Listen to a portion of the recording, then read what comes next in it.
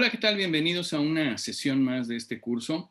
El día de hoy vamos a hablar de un pensador muy importante porque, pues prácticamente a partir de él, influye a gran parte de las corrientes filosóficas de Europa, particularmente, eh, pues de igual manera a idealistas como a materialistas.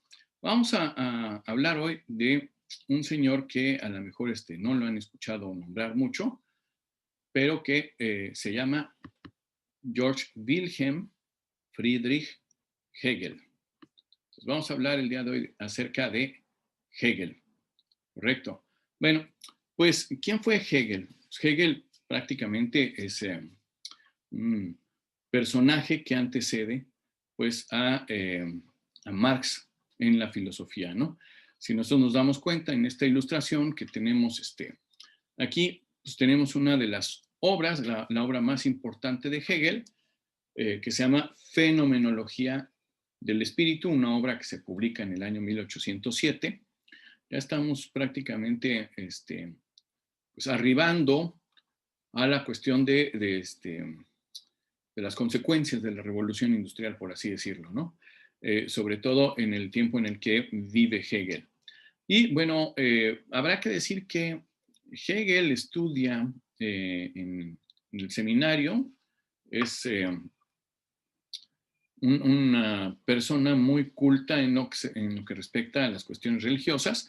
De hecho, en un primer momento quiere ser eh, religioso, pero pues por cuestiones de la vida, pues resulta que no llega a ordenarse ni mucho menos, ¿no? Eh, Le toca vivir precisamente la cuestión esta del protestantismo y una de las situaciones por las cuales yo pienso, no lo sé de cierto, pues no pudo ordenarse como sacerdote, o bien también tenía ahí una formación anglicana muy importante, fue porque tenía una concepción muy específica acerca de Dios, ¿no? Y acerca de la historia. Para Hegel, pues todo está pegado, ¿no? Todo es parte del todo, por así decirlo. Él tiene esta noción de la totalidad de las cosas, una concepción, vamos a decir, bastante original de lo que es Dios, ¿no? Para él, Dios está en todas las cosas y todas las cosas son parte de Dios. De tal suerte que lo que Hegel entiende por Dios es un todo que está diseminado en distintos seres o fragmentos, pero que forman parte del todo, ¿no? No es así, ni es en tono de burla, pero podríamos decir que Hegel podría convivir muy bien con los caballeros Jedi, ¿sí? Porque digamos que él pensaría que lo que nosotros decimos que es Dios, o lo que concebimos que es Dios, es como la fuerza, ¿no? Si la fuerza esté contigo, todos somos parte de la fuerza, ¿sí? Aunque somos cosas distintas de la fuerza, pues llegamos a la fuerza de uno u otro modo y terminamos ahí este, fundidos en la fuerza, ¿no? Es lo que diría más o menos Hegel, pues obviamente, pues no muy de acuerdo con las ideas de la época, menos con las ideas católicas, dudo con las ideas cristianas, ¿no? Pero pues él tenía esta noción de que todo era parte de la fuerza. De hecho, desde un punto de vista hegeliano, Dios no es una cuestión extraterrestre en el estricto sentido, es decir, Dios no está separado del mundo como un espectador y el mundo se está desarrollando allá, ¿no? Sino que para Hegel Dios es el mundo. Lo que quiere decir que el mundo y Dios son lo mismo. Este ser total o esta fuerza total es Dios y ese Dios está evolucionando. ¿Y cómo evoluciona? Bueno, con la vida de todos nosotros, ¿sí? Se va creando ese movimiento interno de Dios. Es más o menos lo que diría Hegel, ¿no? Un espíritu, ¿no? Por eso el libro se llama Fenomenología del Espíritu, ¿sí? El saber absoluto, imagínate, ¿no? Bueno, un Dios es una persona omnisciente, todo lo sabe, todo lo puede, omnipotente. Y en el caso de Hegel, pues es una concepción en donde todo está pegado, Dios está evolucionando. ¿A partir de qué? A partir de todo lo que existe. Lo que existe aparentemente llega a una fecha de caducidad, muere y empieza a desarrollarse, y entonces para Hegel es una situación de movimiento. Dice, la historia, dice Hegel, es una totalidad. Estamos hablando de esta situación del absoluto, ¿no? De la totalidad. La historia está hecha por los hombres. Dice, es un desarrollo en progreso. ¿Qué quiere decir esto? Pues Hegel lo que nos está diciendo prácticamente es que cuando nosotros pensamos en términos de la historia, hay muchas explicaciones que podemos dar. Una es que el hombre ha vencido el medio material y ha salido adelante. Otras que se ha adaptado y que a partir de la adaptación, bueno, pues el hombre ha evolucionado. Aquí lo que nos dice Hegel es que el hombre es el que va haciendo la historia. O sea, está poniendo el centro de la reflexión en el hombre y está dándole al hombre la posibilidad de crear el devenir de la historia, ¿no? O sea, gracias al hombre, esto está en movimiento, esto está en progreso, ¿no? Fíjense que estamos hablando acerca de estas nociones que tiene Hegel, no necesariamente que estemos de acuerdo, pero tratemos de entenderlo, ¿no? Bueno, pues cuando se habla de la fenomenología del espíritu, que es el título del libro de Hegel, pues viene a nuestra mente, bueno, ok, pero ¿y qué es el espíritu, no? Bueno, pues, ¿qué es el espíritu para Hegel? Para Hegel hay un espíritu absoluto. Pero antes de ir con esto, quisiera regresar un momento a esta explicación del espíritu. No se establece como una cuestión religiosa en Hegel. Cuando habla de esta fenomenología del espíritu, habla de una filosofía en la cual, bueno, pues se puede saber acerca del absoluto y nombra todas las características del absoluto. Es decir, en otras palabras, si nosotros cambiáramos esa palabra del absoluto o esa palabra del espíritu absoluto en Hegel por Dios, si hubiera ese cambio, pues sonaría a todo un libro religioso. ¿Sí? Parecería que es un tratado de religión. Pero dado el contexto en el cual Hegel empieza a trabajar en la universidad, dado el contexto en el cual empieza a divulgar sus obras y demás, no se permite hablar de la religión. Entonces, pues, de repente uno piensa cuando lee a Hegel que es un tratado religioso. Lo único que hay que cambiar la palabra espíritu por Dios. Pero siendo consecuentes con la intención de Hegel de dejar la palabra espíritu, tendríamos que saber qué es el espíritu. Bueno, pues el espíritu es una parte del hombre. Nosotros los católicos pensamos que el hombre está dividido en tres partes, ¿no?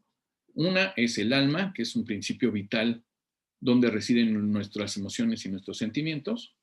Otra es una cuestión meramente material, ¿sí? Que es nuestro cuerpo, es el estuche, ¿no?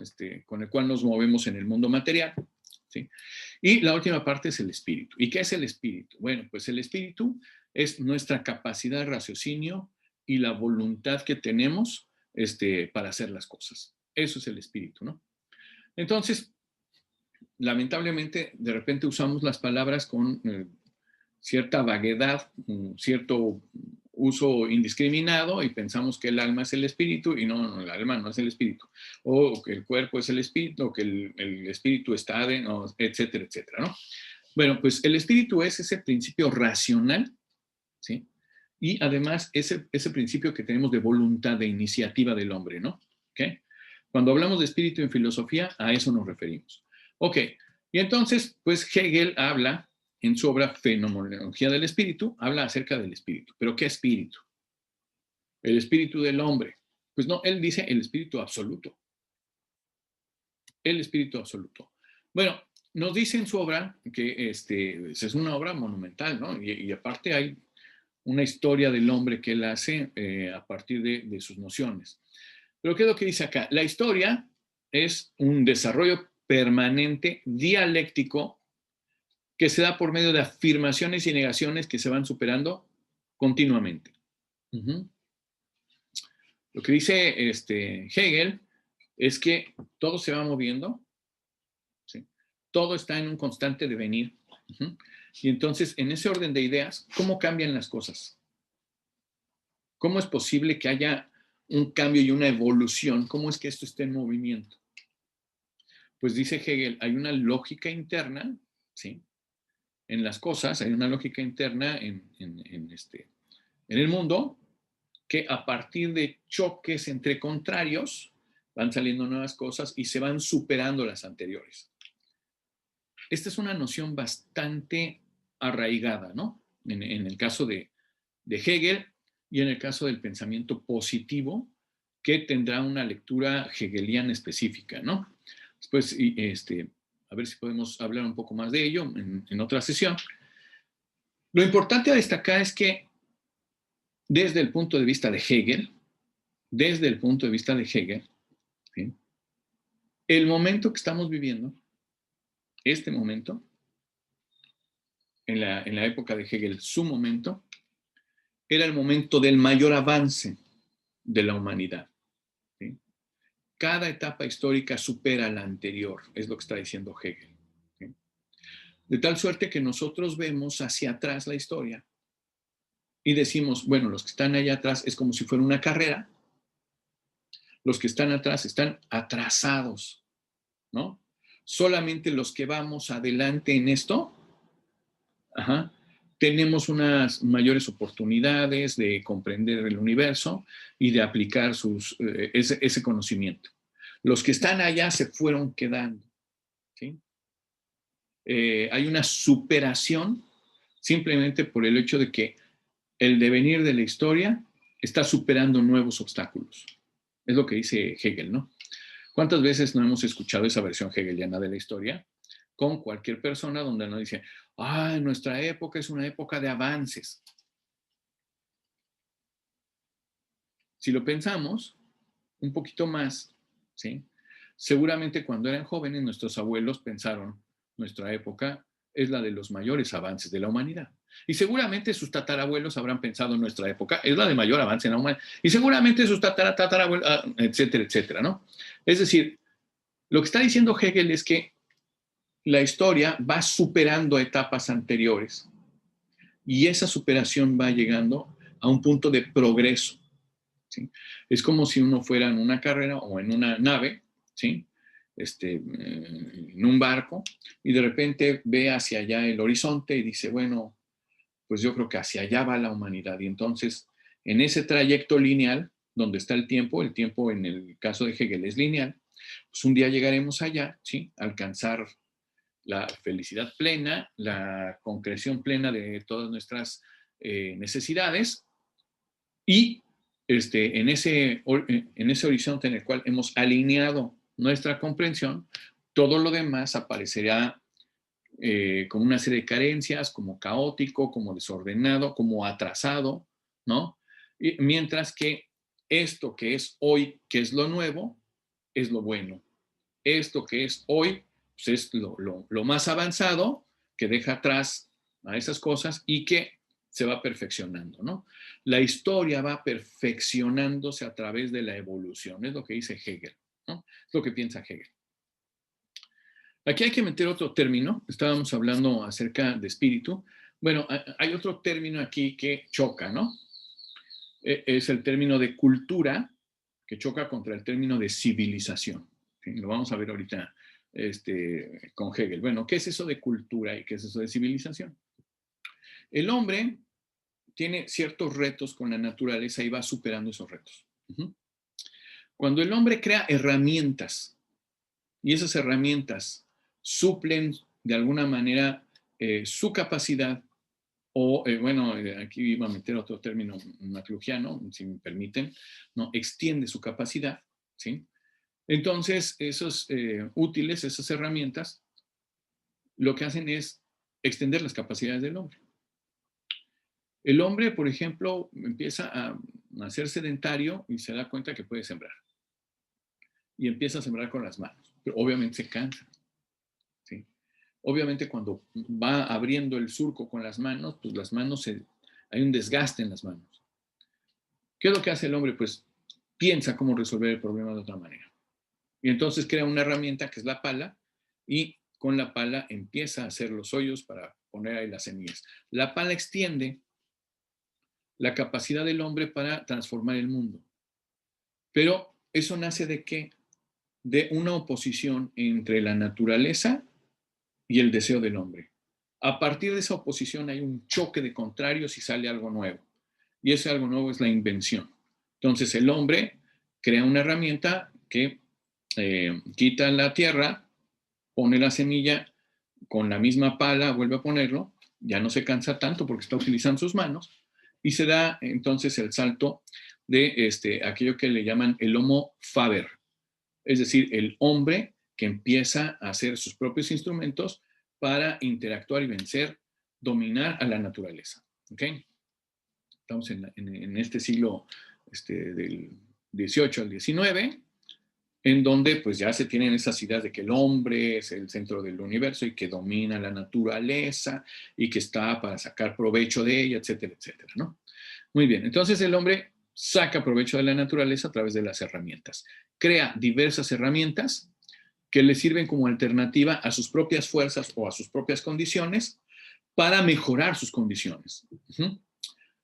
Cuando nosotros hablamos de civilización, hablamos prácticamente de todas estas herramientas que va el hombre utilizando para hacerse la vida más cómoda o para vencer el entorno. En una voz que las abarca a todas, decimos que se llama tecnología.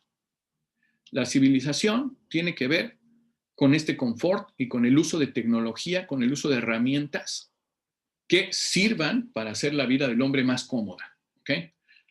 El mismo Hegel dirá que el uso de estas herramientas, el uso de la tecnología, a veces nos va haciendo perezosos, ¿no? Nos va haciendo que nos sentemos en la silla del amo, ¿no? Y que esperemos cosas.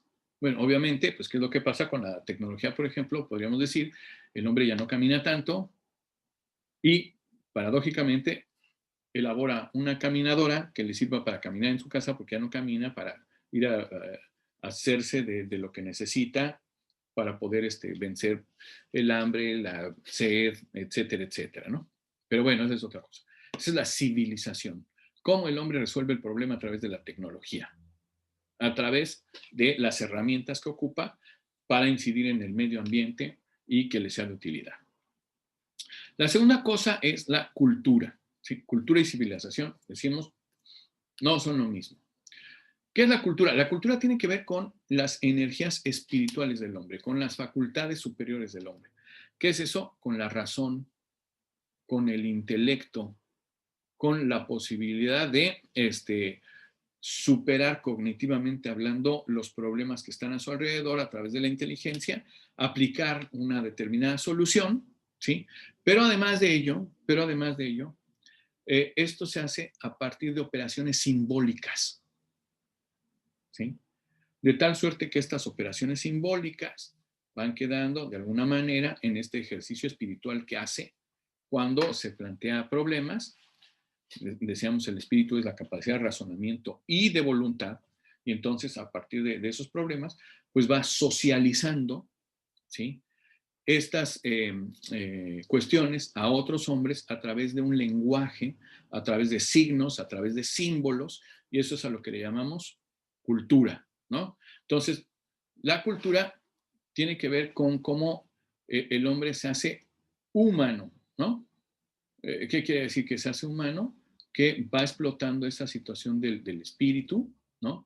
Y a través de la explotación de ese espíritu va reconociendo nuevas fuerzas espirituales que también en el plano hegeliano, pues se da cuenta en determinado momento el hombre, se da una explicación acerca de lo que está ahí a su alrededor.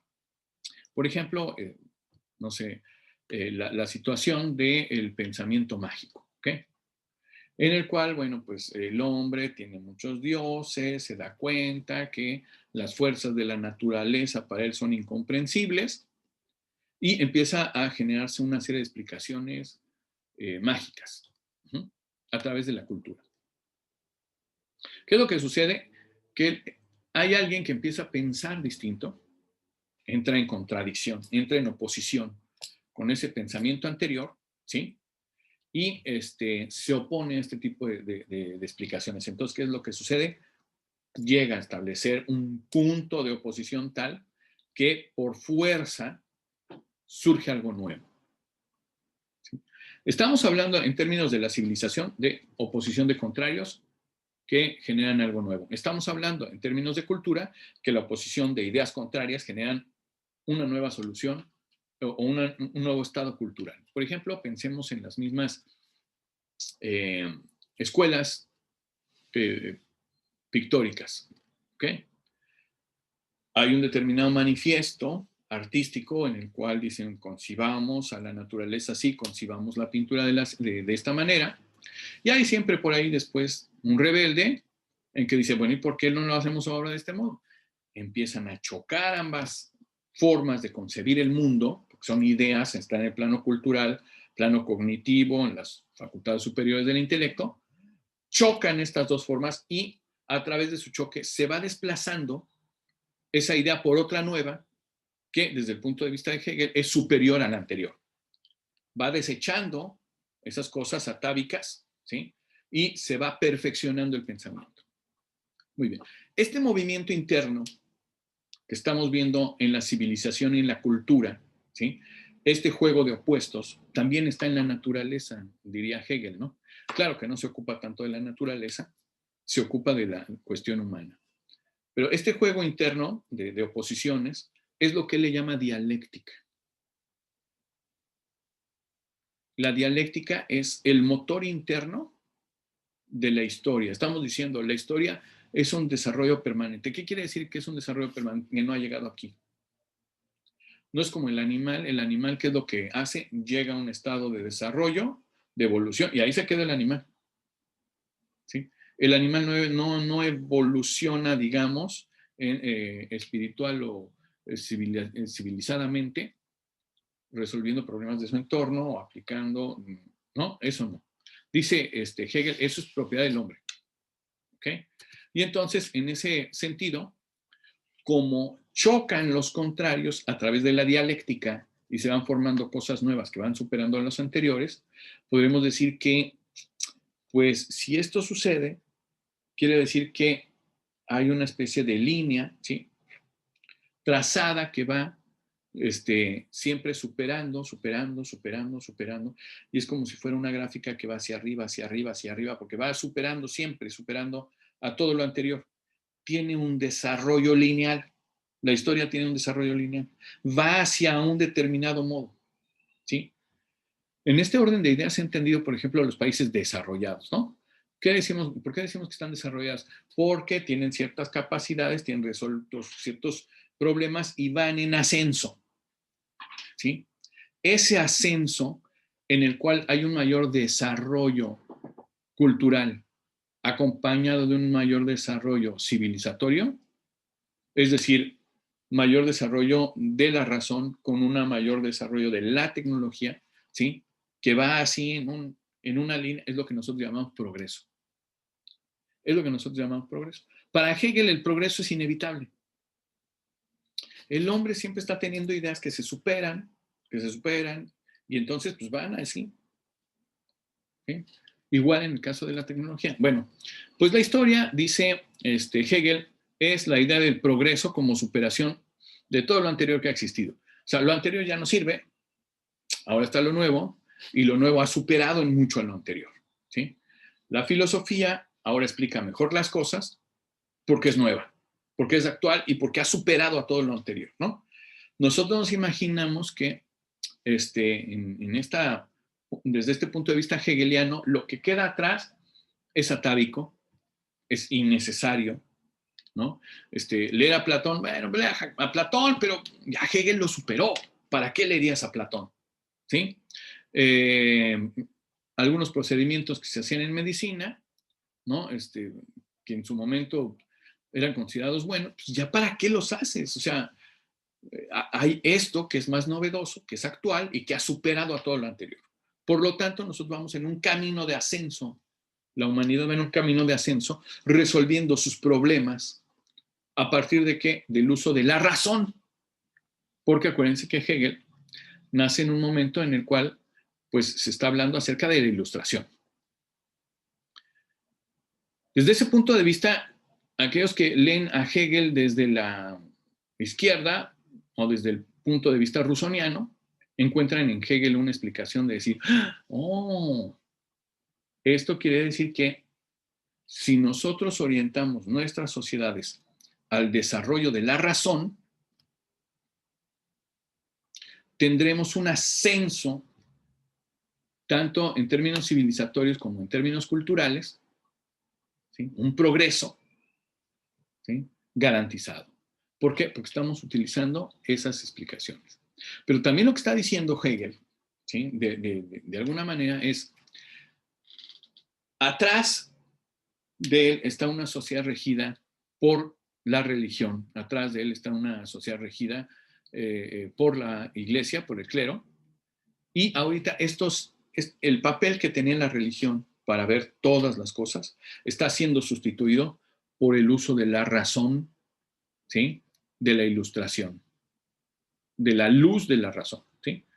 Entonces hemos sustituido las explicaciones religiosas por las cuestiones científicas, por las cuestiones filosóficas, ¿no?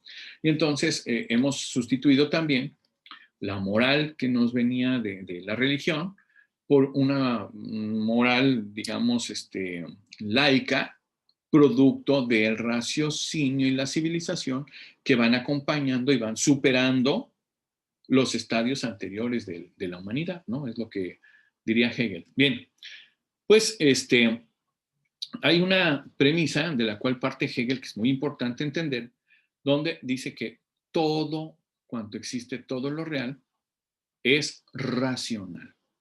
¿Qué quiere decir que todo lo real es racional?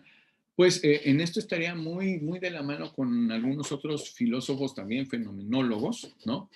En el sentido de que todo cuanto existe se puede entender mediante el uso de la razón.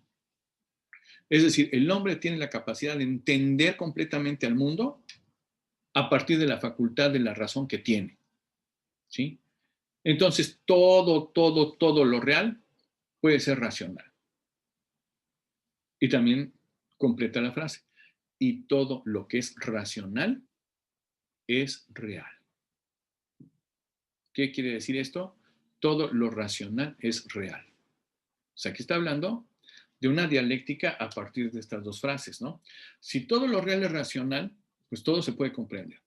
Pero si todo lo racional es real, pues también todo se puede mejorar. Todo lo racional es real. ¿Qué quiere decir esto? Después a lo mejor cuando veamos a Habermas, ¿sí? O a Luhmann, podemos decir que el hombre tiene dos tipos de usos de la razón. Uno de ellos es la razón orientada a fines. ¿Qué quiere decir la razón orientada a fines? Para resolver cosas.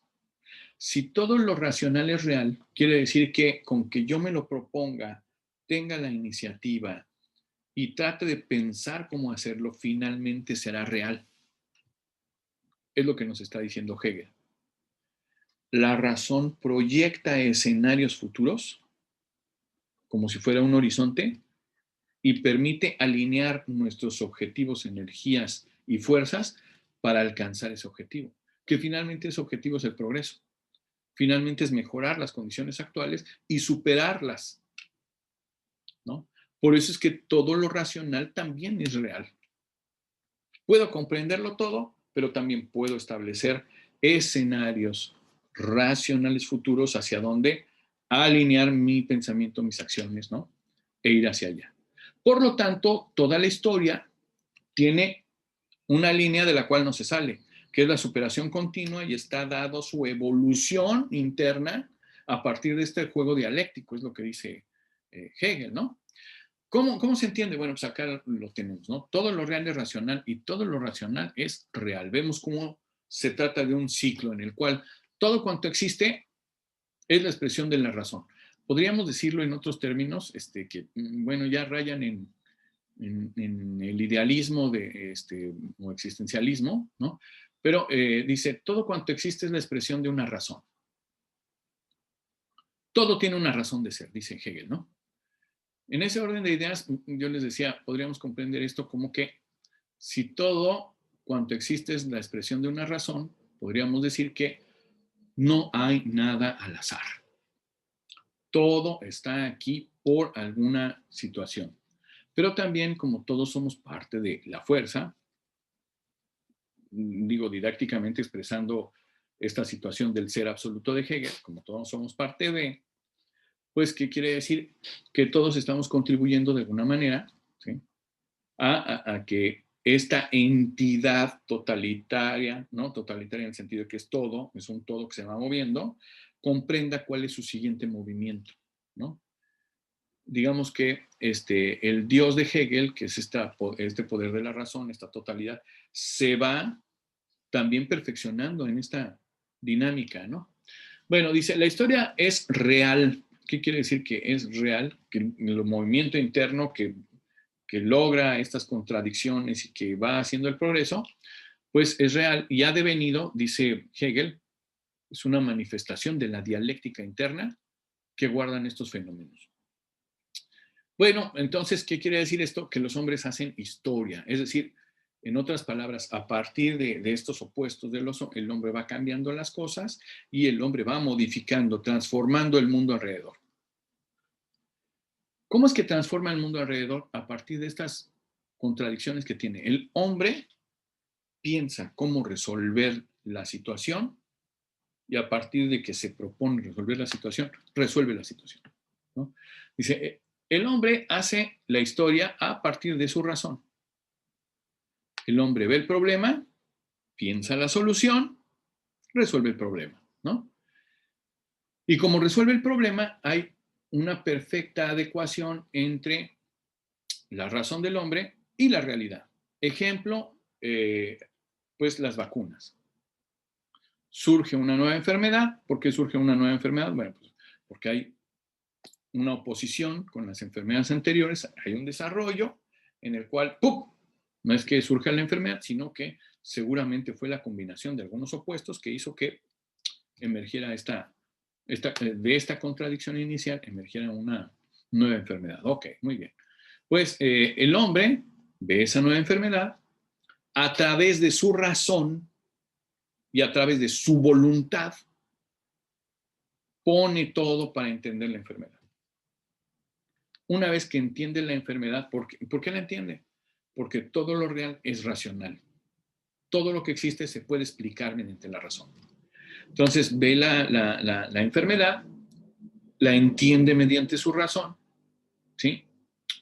Ve cómo opera y entonces interviene. ¿Cómo interviene? Pues creando una vacuna. ¿Por qué crea la vacuna? Porque él mediante su razón se figura, se plantea un universo, una meta a conseguir, que es curar la enfermedad a través de la vacuna, ¿sí?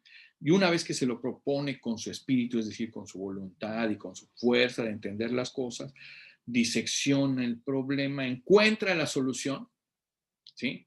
Y finalmente logra la vacuna. Y cuando logra la vacuna, ¿qué pasó? Transformó el mundo alrededor. Lo cual quiere decir que con la iniciativa del hombre, con el intelecto del hombre, mediante la razón del hombre, se cambia el mundo y se hace un mundo mejor. Es lo que dice Hegel, ¿no? Regularmente siempre hay un mundo mejor cuando es concebido a través de la razón. Bien, esto lo hace Hegel y dice, ¿qué pasa con las civilizaciones cuando se dejan de plantear estos problemas? Dice, pues viven cómodos.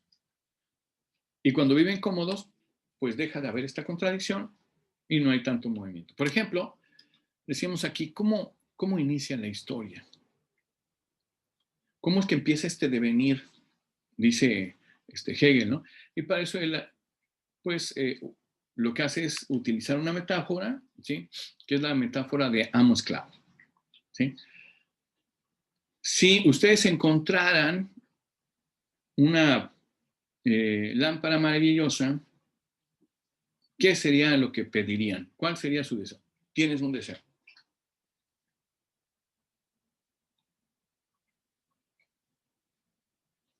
Seguramente ya lo pensaron. Algunos podrán haber dicho el poder, otros el dinero, otros, no sé, el amor, otros, ¿no? Pero hay, después de hacer esta pequeña reflexión, hay quien dice, pues no quiero un deseo, yo lo que deseo no es deseo. Pero yo lo que deseo no es una cosa, lo que deseo son deseos. En otras palabras, habrá quien se plantea, solamente tengo un deseo, sí, y diga, pues entonces mi único deseo es tener 100 deseos más. O sea, no quiero una cosa, quiero otro deseo. Ese es el hombre y es la diferencia con el animal, dice Hegel.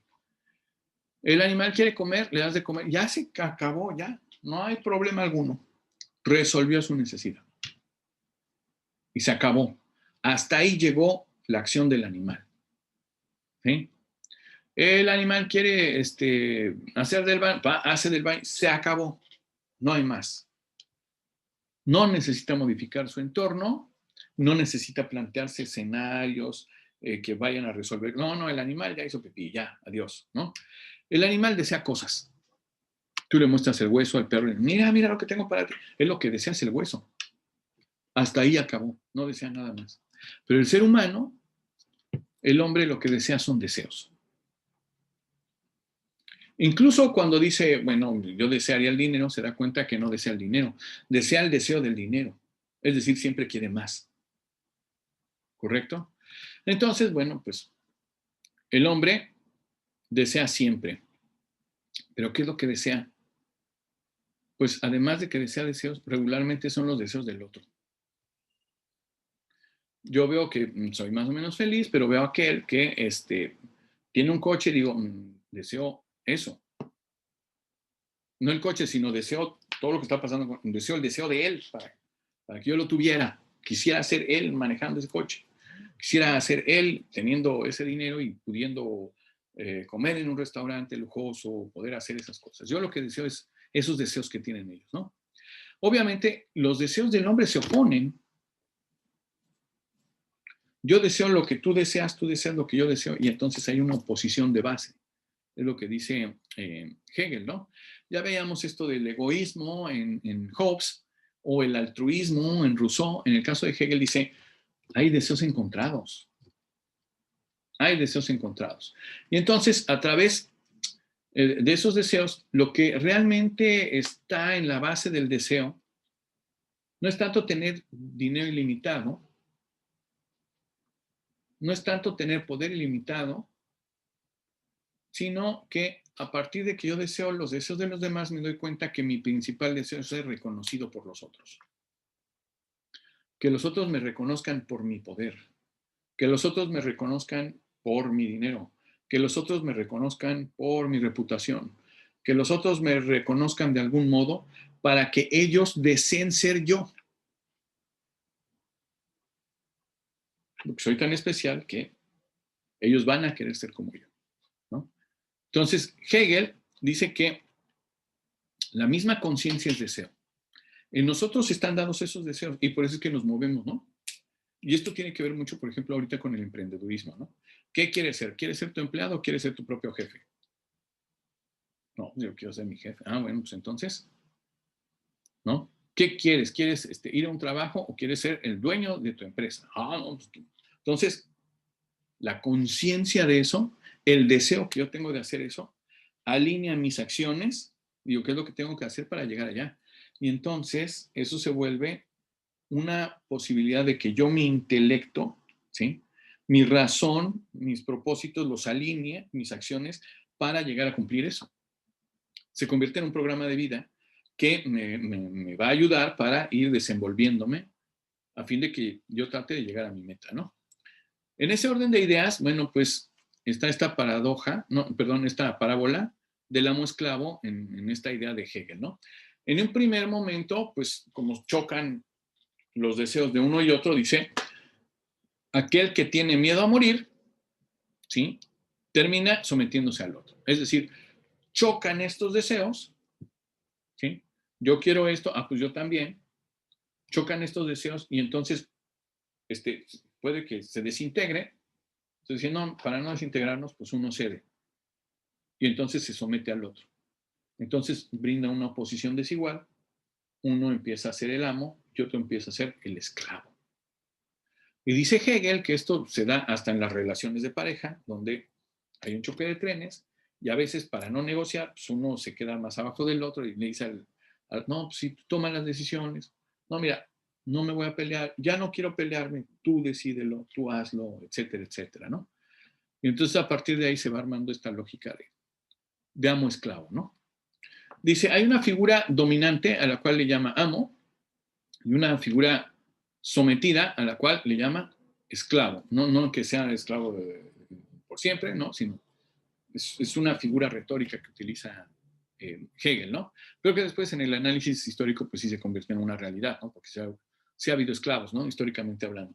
El amo, dice, queda insatisfecho, ¿sí? Porque el esclavo ya no es autónomo. Es decir, cuando yo deseo lo que tiene el otro y el otro se me somete, pues ya no tengo a nadie más que desear. No puedo desear el deseo de los demás porque ya consumí mi deseo. Y a partir de eso se genera una insatisfacción, ¿no? Esto lo trabajará después Erich Fromm, ¿no? Acerca de cómo sentimos que no somos completos y por eso deseamos mercancías o deseamos seres o deseamos otras cosas pensando que no tenemos el ser completo y que necesitamos completar con algo esto, ¿no? O Lipovetsky en la era del vacío, en donde me siento totalmente vacío y necesito llenar mi ser con algo más, ¿no?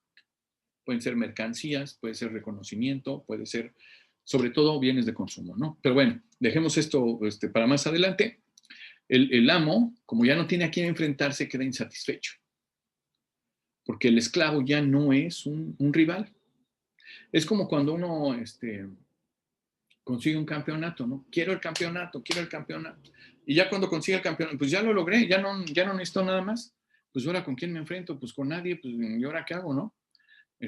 Un amigo mío que se llama Frank Barroso, hablando de los campeones, ¿no? Cuando su equipo de fútbol se ha coronado campeón, de repente dice, ay, me siento tan solitario en la cima. Pues sí, porque no hay nadie más, ¿no? Entonces, es lo que pasa aquí con la parábola amo-esclavo de Hegel, ¿no?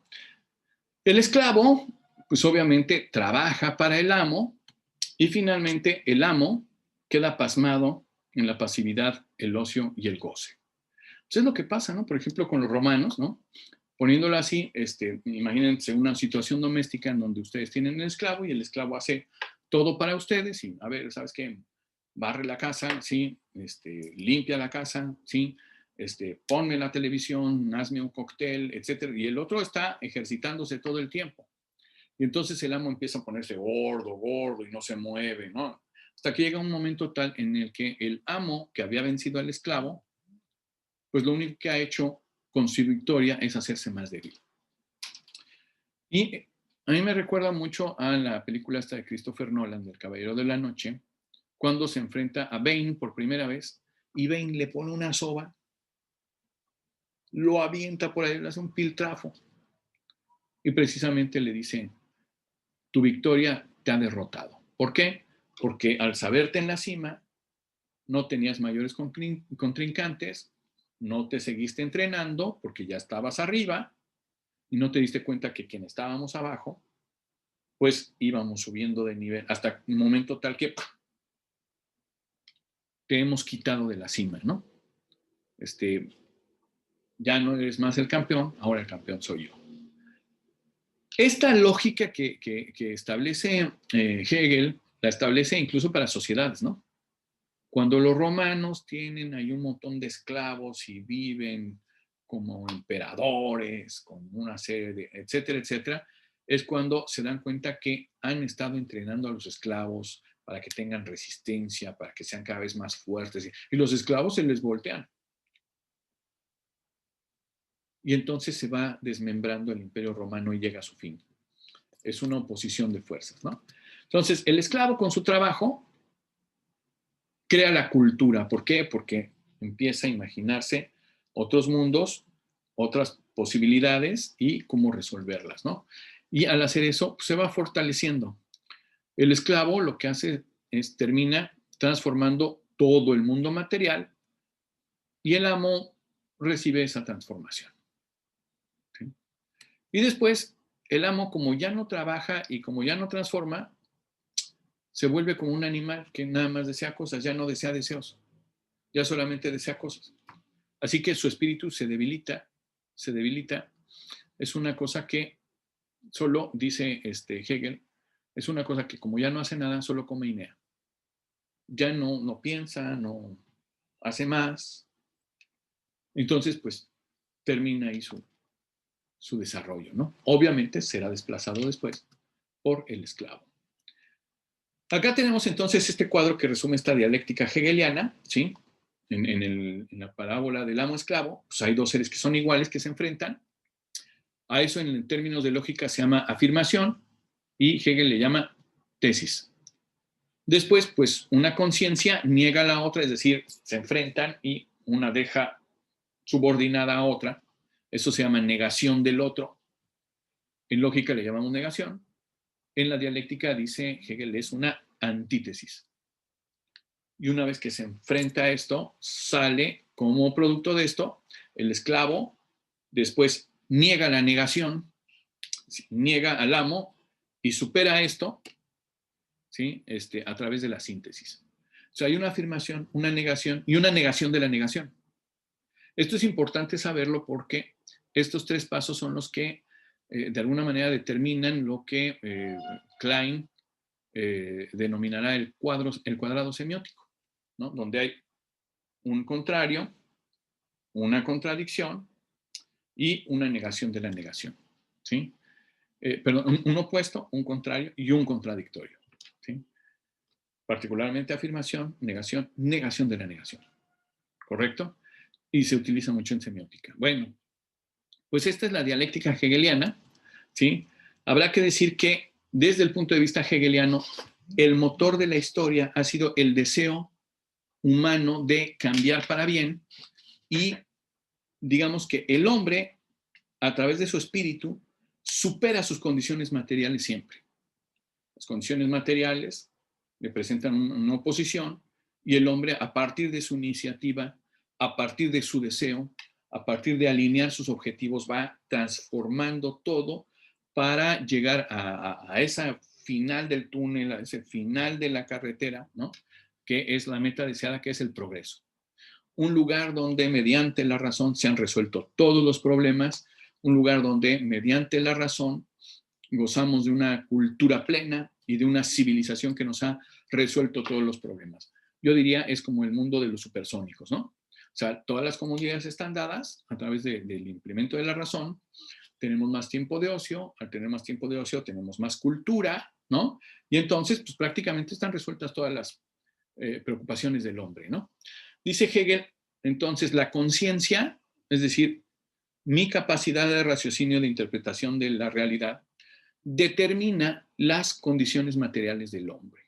¿Qué quiere decir las condiciones materiales del hombre? Ah, bueno, pues hasta, imagínense, hasta el salario que nosotros nos queramos poner. ¿Por qué? Porque si nosotros somos conscientes de nuestra situación, diría Hegel, ¿no?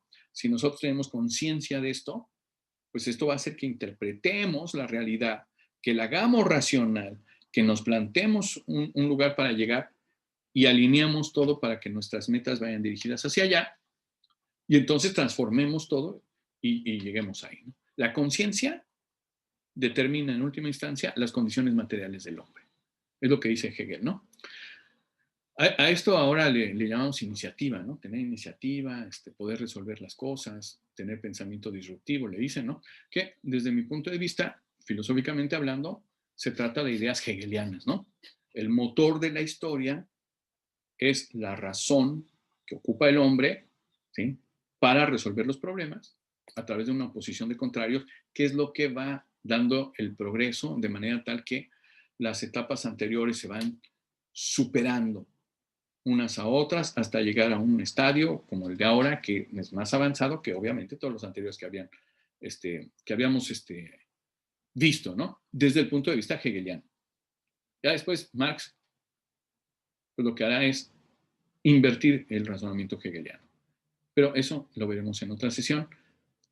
Por el momento, muchas gracias por su atención. Hasta luego.